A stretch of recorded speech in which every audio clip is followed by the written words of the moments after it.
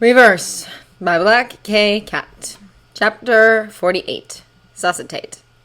It gives Kushina a sense of vicious satisfaction that it takes 3 large men to drag her out of her cell.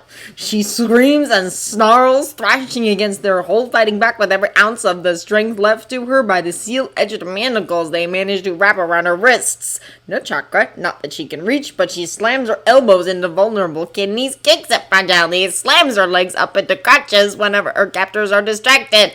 The masked and hooded missing nin with his scratched Taki Itayata is swearing at her in a loud steady stream, face still pale with the pain of a blow that connected, and the emotionless purple-eyed redhead on her left is limping faintly. The shark man who riffled through Orochimaru's papers is still chuckling as he shoves her down on her knees and helps pin her there, and if Kushina still had the QB... Well, she's never been tempted to let him loose before, but this is severely testing her self-control.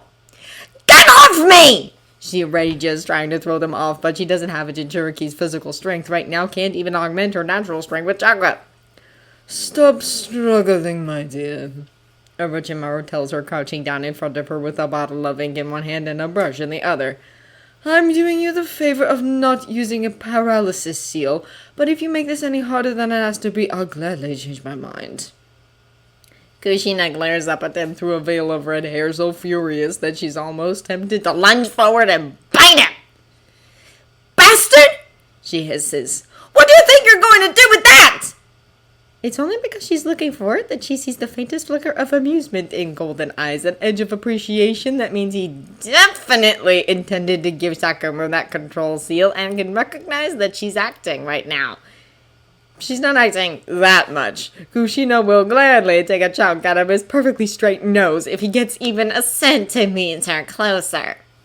Don't worry, Orochimaru tells her, and there's a strange intensity in his face that anyone else might mistake for victory, a light in his eyes that manages to be both eerie and encouraging.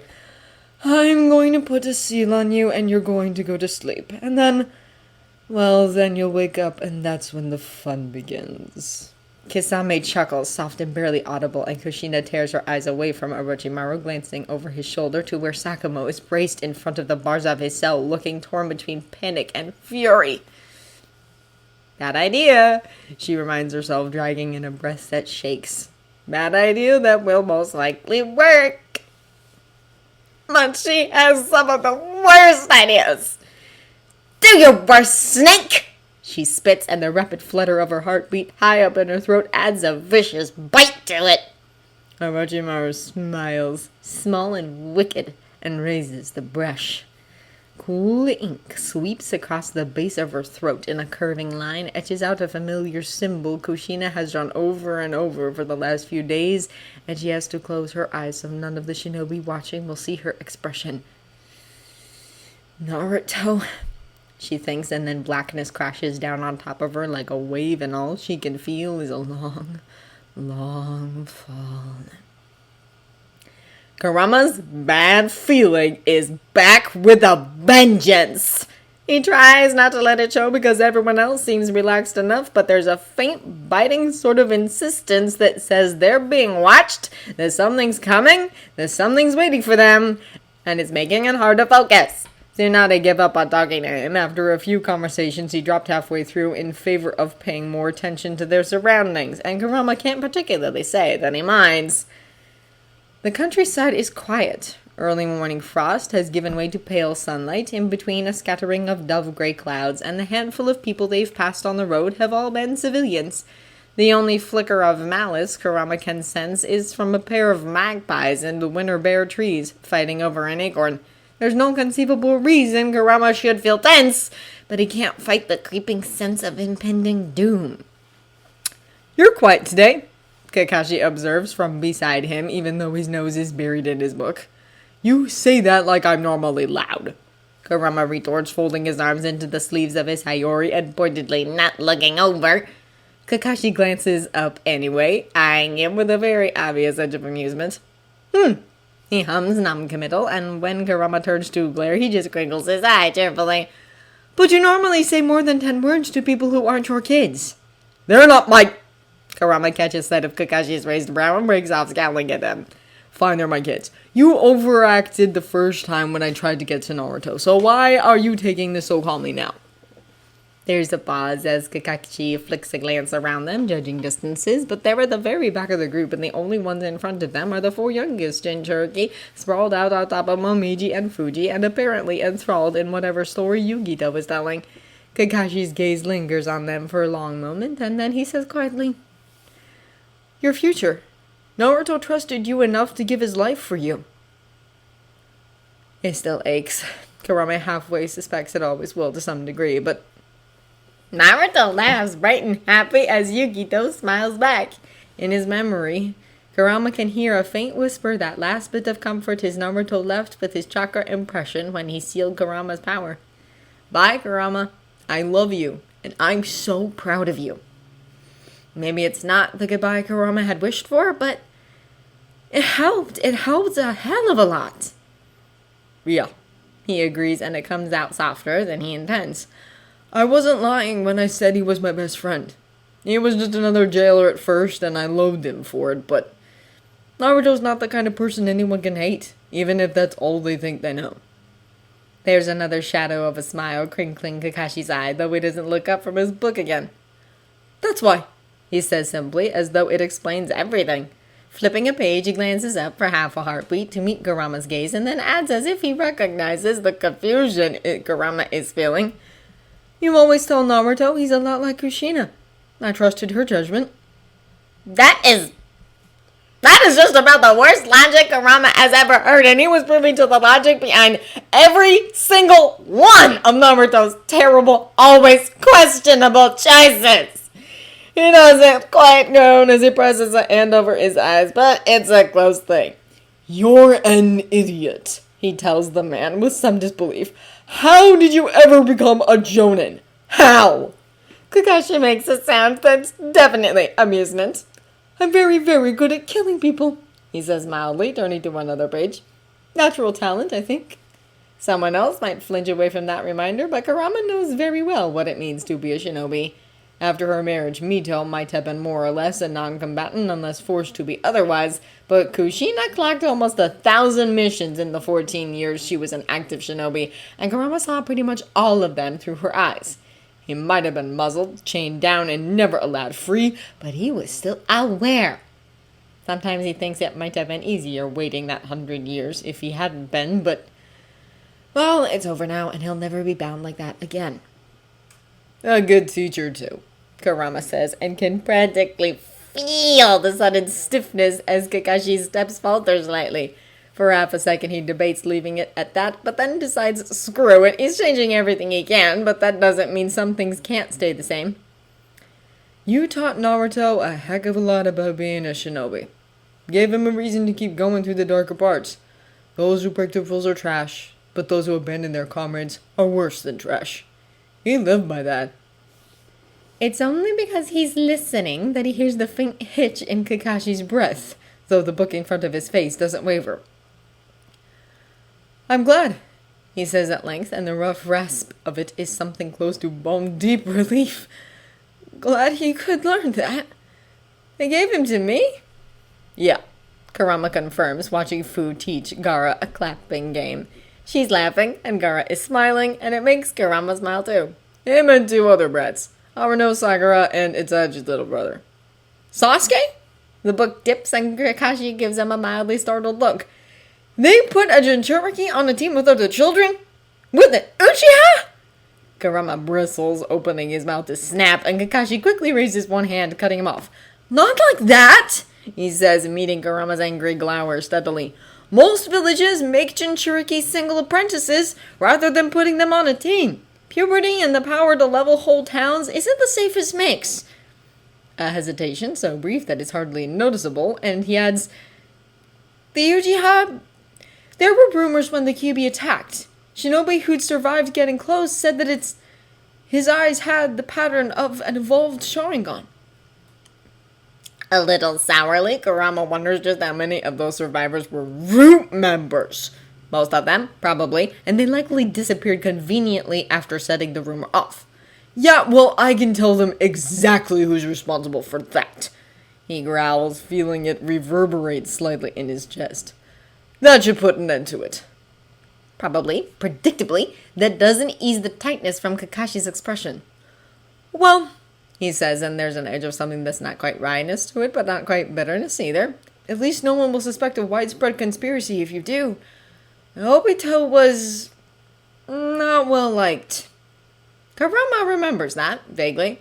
All of his knowledge about Obito comes from the conversations during the war, and what little Kakashi mentioned in the years before it, but his memory of it is clear enough. What? He asks, watching Kakashi a little warily. The Kapinen brought it up himself, so Kurama assumes talking about it isn't going to make him curl up in a catatonic ball. But then again, Kakashi's sense of self-preservation has never been his strongest point. Another pause, this one considering, and Kakashi answers carefully, I'm not sure. He always said it was because he couldn't awaken the Sharingan. But you don't believe that. Kurama studies his face, what little he can see of it between the mask, the hair, and the hitayate. Kakashi glances at him, then away. The Uchiha clan is one of the largest in Konoha, he says. Only the Hyuga outnumber them, and unlike the Hyuga, only a small percentage of their members ever end up in the kind of situation that will activate their Sharingan. It's not a common thing. There are lots of Uchiha shinobi who don't have it. So Obito was average. Kurama reasons, trying to follow his logic. With a soft hum, Kakashi flicks his book closed, then back open. Obito was good, he corrects. I finished the academy in 1 year, and I could keep up with Jonin when I was still a genin. It's why they promoted me so quickly. Obito could hold his own against me, and he was clever, even though he tried to hide it. A breath, and then he sighs just a little. I never paid close enough attention to him to figure it out, and by the time I realized, it was too late. Kurama doesn't bother telling him that there's still time now, because Kurama isn't Naruto. Obito is a threat, and if Kurama gets an opening, he's going to take it and get rid of the threat, preferably for good. He's grateful that Obito saved Naruto's life in the original timeline. He's grateful that he took that blow for Kakashi too. But he's also one of the main reasons Naruto was in danger in the first place. Madara's pawn, Kage's pawn, but still an enemy and a menace in his own right. Madara must have noticed, he said, and when Kakashi raises a brow, he just shrugs. You really think it was coincidence that the one Uchiha who'd have a big reason to turn his back on Konoha had his would-be girlfriend kidnapped by a bunch of Iwanin in the middle of nowhere on a secret mission? The smart thing to do would have been to kill you and Obito, then grab Rin so they wouldn't have had to worry about rescue. But they didn't even touch you, and backup appearing just when you were about to get out, without any word being sent. I believe in coincidences, but not that much. One gray eye goes wide, and Kakashi stops dead. Kurama pauses as well, turning to look at him curiously, but there's a mixture of shock and horror sliding over Kakashi's face, and he doesn't even seem to notice. It wasn't a coincidence, he repeats, and the words come out half-strangled. That night. Right. Kurama had forgotten that he left that part out when he was trying to rattle Obito. There hasn't exactly been a good time to drop that fact into the conversation either. Madara, he confirms quietly. He was controlling the Kirinin from the start, and he put Obito there just in time to see how things ended. Another hitch of breath, just a little more audible than before, and Kakashi closes his eyes, dipping his head until Kurama can't see his face. It was all planned, he echoes, and the words hurt just to hear them, ragged-edged and laced with a relief that may as well be poison. And Rin realized half of what was happening, but not the rest, so she... He trails off, but at this point it hardly needs to be said. Kurama doesn't answer, just waits, watching Kakashi try to piece the fragments of his composure back together. He knows from experience now that there's no way he can make the pain better. Kakashi, Obito, Rin, they were all manipulated, all played like puppets for the sake of Kaguya's revival. Just 3 more casualties in the grand scheme of things, but that won't help the scars left behind. And then, just faintly, Kurama hears something. He spins, head coming up and senses reaching, but the only sound is that of their group further ahead, approaching the mouth of a narrow canyon that follows a winding river. The rest of the land is quiet, the sparse forest on either side of them still without so much as a wind to knock the bare branches together. Kurama's eyes narrow, and he turns, taking a deep breath of the crisp air. At his side, Kakashi comes alert as well, and when Kurama glances over at him, he shakes his head. "If there's something there, we're upwind," he says quietly, sliding his book back into his weapons pouch. He doesn't question Kurama's instincts, though, scanning the trees in a careful sweep. Then his shoulders go stiff, eye locking onto something deeper into the forest, and Kurama turns to follow his gaze. All he sees is a bush swaying, independent of any sort of breeze, but the expression on Kakashi's face is that of a man who just saw the world crumble before his eyes. "Kakashi," he asks, bordering on sharp, and casts a glance back down the road. Naruto was with 8 other Jinchuriki, though, not to mention Tsunade, Jiraiya, Zabuza, Mei, Haku, and the rest of the Freak Squad. He's probably the best protected person in the elemental nations right now. "I thought..." Kakashi starts, but the words trail off, even though his gaze doesn't move from the shadowed undergrowth. A breath, and he steps forward, drawing a kunai. "Go ahead, Kurama. I'm going to check." "Idiot." Kurama huffs, falling into step with him as he moves off the road and leaps up into the branches. A half-second of effort, and Kurama joins him, crouching on one of the wide limbs and ignoring the surprise on Kakashi's face. It's quickly overwhelmed by amusement, and the caffeine inside crinkles. Kurama," he says, verging on laughter. "Careful, or people might start to think you care." "Their mistake," Kurama retorts, then leaps lightly to the next tree over and uses it as a springboard to keep going. "What did you see?" There's a beat of silence, and Kakashi huffs quietly. "A ghost," he answers helpfully, then sketches out the Anbu sign for silence. Kurama rolls his eyes, but complies, minding his footballs as he slips to the side so that he'll come at the moving bush from a different direction. He stretches his senses out, feeling for any ill intent, and there's a whisper of it, pale and buried under other feelings, that makes him frown in consternation. That feels strange, tattered almost, and strangled by something he can't make out. Not rage, not malice, but... Oh no! He flares his chakra loud and bright like a warning and slams his sudden surge of panic and desperation into his siblings' minds, even as a streak of red and black crashes headlong into him and knocks him right off the branch! The dizzying, twisting lurch of a fall is too brief, too confusing for him to get his feet under him, and he hits the ground hard on his side, feeling his ribs creak from the impact. There's no time, though, when he instantly rolls to his feet, staggering upright as his attacker does the same. Long red hair, red-violet eyes, and a trickster's wicked grin, all wrapped up in a black cloak with red clouds. Kurama takes a breath that slides out as a growl and tells himself that he probably should have expected this. "Kushina," he says, more to see if it will get a response than any real desire to greet his former Jinchuriki. The smile stays fixed in place, and she doesn't even blink. None of the eerie changes of Edo Tensei, but Kurama has absolutely no doubt that Kushina isn't in control here. That was definitely Obito he felt earlier, malice almost completely covered by his determination. It makes Kurama remember Kakashi's theory in the war that the reason Obito turned everything into an impossibly complex game was because there was a piece of him that knew it was wrong, knew that he shouldn't, and fought for control every step of the way. Sage, but Kurama hopes that piece is feeling particularly strong today.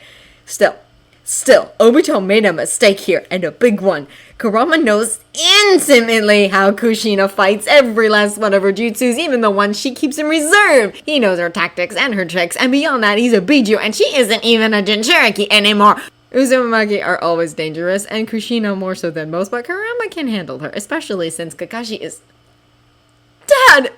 The word is choked. Horrified, Kurama's head snaps up and around towards where Kakashi is standing on the wide bough of an oak. There's another man across from him dressed the same way as Kushina, and even if Kurama hadn't heard what Kakashi called him, he wouldn't be able to miss the resemblance. Atake Sakuma was a little broader, a few years older, but he still looks very much like his son. Damn it all, but that's probably just about the last thing Kakashi needs, seeing another person come back from the dead only to turn up as an enemy! Sakamo doesn't say anything, face set in stern lines. He reaches up, pulling a tanto from its sheath on his back, and drops into a swordsman's stance. Kakashi takes a step back, but Kurama can see him wavering.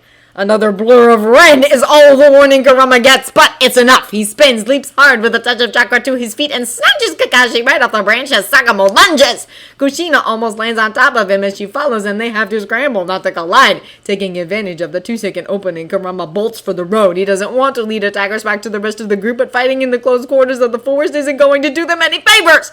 They'll just wreck it if they cut loose. If you're catatonic, I swear I'm going to beat your ass. Kurama snarls as they touch down on the path. He hovers for one moment, making sure Kakashi can stand on his own, then reaches for his chakra and slashes down hard. The shockwave reverberates through the air, slamming into the tree line just as Kushina and Sakamo appear, and they go flagging back under the force of it as trunks splinter. The sound that tears from Kakashi's throat is somewhere between horror and pain. He snatches Kurama's wrist, pulling his hand down, and starts, Don't fight back! Don't hurt them! Kurama demands, annoyed even as he lets Kakashi drag him away. If you hadn't noticed, they're trying to hurt us. And I'm sure they'll be very sorry about it once this is over. Kakashi answers, though his gaze is locked on the two figures pulling themselves upright. His grip on Kurama is white-knuckled, and he doesn't seem to be in any hurry to let go. And on that note, what the heck? Between Nagato and Orochimaru, Kurama is honestly not surprised in the least that this happened. Playing God is par for the course with them, literally in Nagato's case. Easy enough to guess how two formerly dead Kana Hashinobi ended up in the middle of nowhere, right in their path. The Rinnegan and mad scientists should never mix, Kurama said succinctly, then grabs Kakashi's wrist in return and dives to the side, pulling the captain in with him. A dragon made of water crashes down right where they were standing, and Kurama rolls and comes to his feet, then lunges. Behind him, Kakashi shouts something, but Kurama ignores him and tackles Kushina, full-on slamming her into the ground. She doesn't so much as hesitate, driving upwards towards his throat with a kunai, but Kurama manages to grab her arm and force it to the side. Snap the hell out of it, tomato! He snarls right in her face. Kushina snarls back, and a knee slams into Kurama's gut, jolting him up and over her head. It's a moving nose, and as Kushina flips over with a hard push, he rolls out of the way. She lands on all fours, kunai stabbing into the road, and Kurama lunges for her again, bringing a shockwave with him. There's a cry of pain as it hits, Kushina jerking her arms up over her face even as she's hurled backwards, and Kurama doesn't waste time, calling up his chakra and throwing a hand out. Wind screams past him following the gesture and carves a deep furrow between Kakashi and Sakamo as the latter slashes down. It slows the tauntum enough that Kakashi can slide out of the way, ducking to the side and retreating to put his back against Kurama's. Ideas? He asks, slightly winded. Rolling his eyes, Kurama jerks him around, then reaches up to yank his Hitayates straight. Yeah, he snaps. Get your damn head in the fight and don't let your father kill you! Kakashi stares at them for a long breathless moment, stunned silent, and then tears his gaze away, the lazy spin of his Sharingan locking on Sakamo as he approaches, stone-faced. A glance to the side takes in Kushina, shaking her head as chips of stone clatter out of her high ponytail. A breath... Another, shaking faintly, and he says with all the desperately strangled pain their fight against Obito left no time for. I can't! Kurama snarls with exasperated fury, swinging around to kick Kushina out of the air as she lunges for them. Move! He shouts. You're a good shinobi? Then knock him out! No one said you had to kill him! With a jolt, Kakashi moves, but Kurama can't spare the time to turn and check on him. There's a wind jutsu forming between Kushina's hands as sharp as blades, and in the distance, Kurama can feel the sudden lash of chakra rising like a sudden spring flood. Roshi's with sons behind him, Kokuo and Han, Utakata and Saiken, Yagura and Isobu, Yugito and Matatabi. Kurama's breath catches because all of them reacting can only mean a big attack. This is the distraction! The real danger is to Naruto! There isn't even a moment to hesitate. Kurama slams another wave of force at Kushina, then bolts, grabbing Kakashi as he passes. Kakashi yelps as Kurama drags him along, heels practically skidding in the dirt, but he gets his feet under him in a moment and paces Kurama without asking questions. Distantly, Kurama is thankful, but he can't waste the breath to say it. A burst of speed sends him hurtling down the incline where the road dips to enter the canyon, and he has half a second to take in the scene before he's crashing down right on top of Kakuzu as the bounty hunter reaches to pull his cloak off. The missing nin practically shrieks in fury, his thick threads erupting around them, but Kurama uses his back as a springboard, flipping up and over to land between him and Fu. There's a vicious snarl tearing through his chest, a current of anger like a riptide through him, and he lunges in a blur, claws bared. Kakuzu curses, leaping back, and Kurama's claws slice through air instead of skin. "Kurama-ni!" Fu cries, relief in her voice. "Are you all right?" Kurama demands, straightening, though he doesn't take his eyes off Kakuzu. "I'm fine," she says determinedly. "Fuji and Momiji took Naruto and Gaara to hide, but I can help." Kurama hesitates because it's dangerous, but she can. Especially since Pain is here, all 6 of his paths filling the air with their identical chakra signature. He takes a breath, then orders, "Chomen, get her in the air. Fu, those bastards with the orange hair. If you can blind them without getting too close, do it." The hum of Chomei's chakra surges, and there's a rapid clatter of swiftly beating wings. Fu laughs, bright and astonished, and Kurama tips his head just enough to see that she's sporting the 6 wings of her version 2 form, lifting her up above the battle. From within a mass of puppets, there's a cry, and Yukito bursts through with a cat's furious snarled claws on her hands and feet. Matatabi's power leans her in ghostly blue, and she crashes into the wooden soldiers, tearing through them like they're made of paper. Reassured that both of the girls are fine for now, Kurama turns his attention back to Kakuzu and flexes his fingers in a teethy grin. "Alright, asshole," he growls. "You've picked a fight with me one too many times. Now I'm going to rip you to pieces." Kakuzu laughs at him, sharp and mocking. "Little boys shouldn't run around making threats like that," he taunts. "What's your sister going to say?" A rush of movement, and it's just enough of a warning for Kurama to drop to his stomach, red hair and black cloth blasting inches over his head. He curses violently, rolling out of the way as a handful of kunai stab into the ground, and then gathers his feet under himself and leaps! A wind jutsu slices through the space he just occupied, and Kurama lands lightly, then flings himself forward, ducking under the punch Kushina throws and grabbing her elbow. She tries to headbutt him, but Kurama dodges, using his grip to drag her forward and flip her over his shoulder. In the same moment, there's a cry of warning. Kurama is tangled up with Kushina, though, can't move without giving her an opening, and he can't do anything but brace himself. The blade of a Tanto slams into another, and Kakashi shoves his father back. "Thanks!" is all Kurama has time to say before Kushina lashes back, kicks him in the stomach, and rips herself out of his hold. She turns, hands coming up, and in the same moment, Kurama can feel Sakamo's chakra rising, gathering like white light around the blade of his sword. The shimmering golden chains appearing around Kushina's slim form are a hell of a lot more pressing, though. Kurama knows all too well how they can bind even him, and he tenses, automatically torn between the urge to run and the knowledge that there's no way he can leave Kakashi to face both Kushina and Sakamo by himself! "Don't hang me yet," Kakashi says dryly, shoulders bumping Kurama's as they turn back to back. "Maybe if we survive." Kurama kind of wants to scoff at the "if," but he eyes the way Kushina's adamantine ceiling chains are surging forward and doesn't bother. And then from the corner of his eye, he catches a flash of yellow, and Naruto shouts, "Kurama-ni!" as he throws himself between Kurama and Kushina.